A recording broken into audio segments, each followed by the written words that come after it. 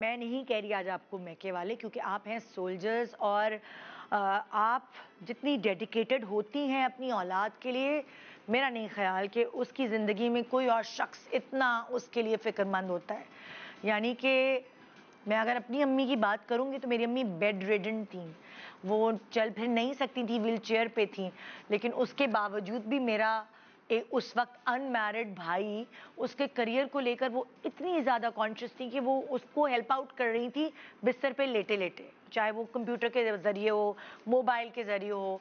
सो मैं हैरान रह गई ये देख के। मैंने कहा क्या आप खुद चल फिर नहीं सकते, लेकिन उस वक्त भी जब दिमाग चल रहा है तो वो दिमाग का इस्तेमाल करके वो मेरे आखिरी वक्त तक मेरे भाई को हेल्प आउट करती रही, क्योंकि उसको ज़रूरत थी उस वक्त हेल्प की। सो मैं ये देख के मतलब अलग अलग रूप मैंने माओं के देखे हैं, अलग अलग टाइमिंग्स मैंने माओं की देखी है कि जब बच्चा छोटा है बड़ा है, मगर भाई वो नहीं थकती, उनकी डेडिकेशन कम नहीं होती औलाद को लेके। और कुछ घरों में जहाँ माँ थोड़ी सी बैक सीट पर होती है, वहाँ बाप होते हैं उनके एडमिशन्स कराने के लिए आगे आगे, पता नहीं कहाँ कहाँ खज्जल ख्वार होते हुए मैंने अपनी आंखों से बापों को भी देखा है। सो जहाँ माँ जरा सी पीछे होती तो बाप के बच्चों का करियर, बच्चे का फ्यूचर, और फिर उन्हीं के बच्चे कुछ ना कुछ बनते हैं और जाहिर है मेहनत करनी पड़ती है। मगर कभी कभार कुछ माओं को ना मेहनत करने को वो तैयार हैं, उनको सिरा नहीं मिल रहा होता कि मैं, वो स्ट्रेस्ड आउट हो जाती हैं, डिप्रेशन में चली जाती हैं कि क्यों मेरे बच्चे के साथ ऐसा हो रहा है, मैं कहाँ से पूछूं, किधर से समझूं। बहुत सारी माएँ हमारी एजुकेटेड भी नहीं होती, सो उनको नहीं आइडिया कि चल क्या रहा है आजकल।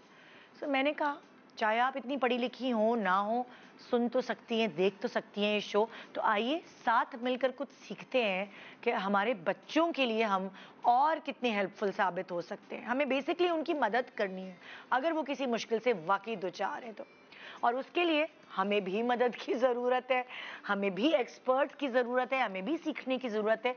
सो आइए आज का दिन हम इसी चीज़ के नाम करते हैं।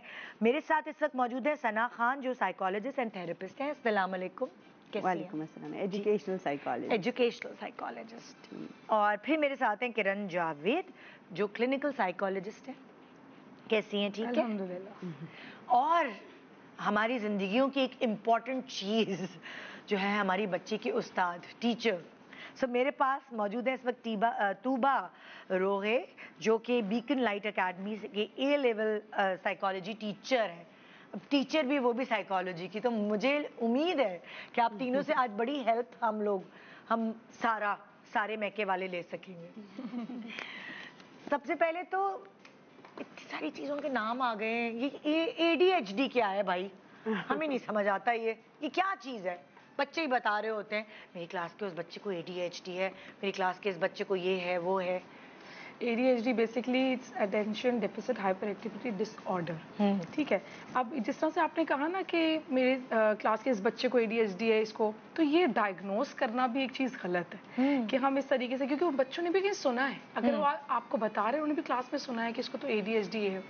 एक्चुअली जिसको भी थोड़ा सा बुरी चीज़ है क्या है क्योंकि इट्स ADHD तो डिसऑर्डर का मैंने नाम लिया, डिसऑर्डर एक बीमारी होती है। हाँ, इसको मिसइंटरप्रेट और मिसअंडरस्टूड भी किया जाता है। बेसिकली ADHD में यहाँ से शुरू करते हैं। जी यहाँ से शुरू करते हैं कि कैसे पता चलता है कि ADHD है, कैसे सिम्टम्स क्या हैं?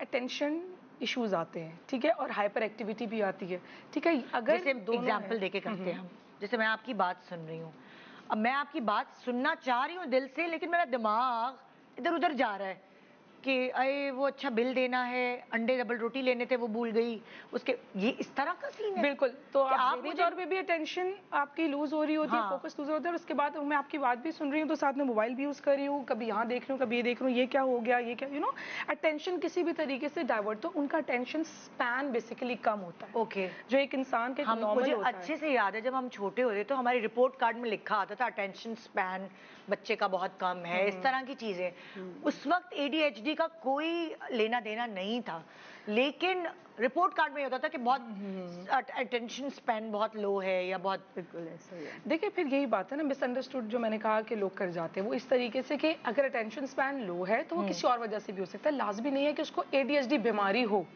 ठीक है। जिनको बीमारी होती है उसका बाकायदा डायग्नोसिस होता है और वो एक प्रोफेशनल करता है, क्लिनिकल साइकोलॉजिस्ट, किसके पास जाए साइकोलॉजिस्ट, अगर उनको लग रहा है उनके बच्चे के साथ ये मसला है या बच्चे को खुद लग रहा है, साइकोलॉजिस्ट के पास जाएं, clinical psychologist, educational psychologist, psychiatrist भी रेफर कर देंगे साइकोलॉजिस्ट के पास, इसलिए क्योंकि वो असेसमेंट होती है। ADHD का बाकायदा एक टूल होता है। अच्छा, जैसे मेडिकल टेस्ट होता है कोई, मैं आपको बताती हूँ, जैसे मेडिकल टेस्ट में ब्लड टेस्ट हो गया, यूरिन टेस्ट हो गया, एक्सरे हो गया, MRI स्कैन्स, ये जितने होते हैं, साइकोलॉजिकल टेस्ट भी होते हैं जिन्हें हम असेसमेंट टूल्स कहते हैं। ठीक है, सो ADHD को अगर आपने रूल आउट करना है कि देखना ये है या नहीं है, तो इसके लिए भी हमें टेस्ट, बाकायदा असेसमेंट होती है जो की जाती है उस पर्टिकुलर इंडिविजुअल पे।